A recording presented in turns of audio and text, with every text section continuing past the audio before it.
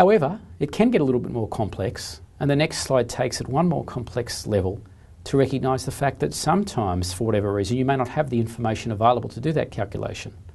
In particular, if you're looking at another company and you were trying to work out their break-even point, there's a very good chance you wouldn't know the sales price per unit and the variable cost per unit. If you look at their financial statements, you would have total revenue or total sales.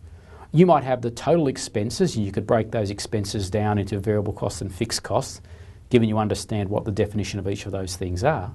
But you wouldn't have the information per unit. What's the break-even point of that business? The revenue is $1,000. That's not per unit, that's in total. The variable expenses are $600, again, not per unit, but in total. The contribution margin is $400, not per unit, but in total.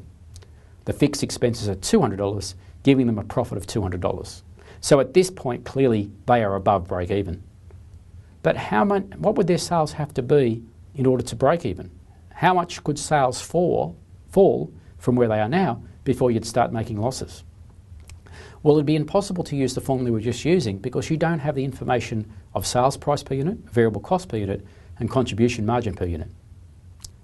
So there's another formula we have to use, and the next slide tries to derive a different formula.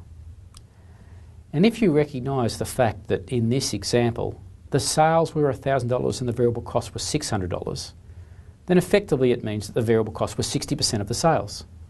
Now, because of the definition of what variable costs are, costs which change in direct proportion to sales, that 60% should, at least theoretically, maintain stability.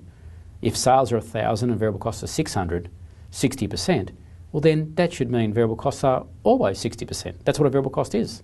If sales double, variable costs will double. If sales halve, variable costs will halve.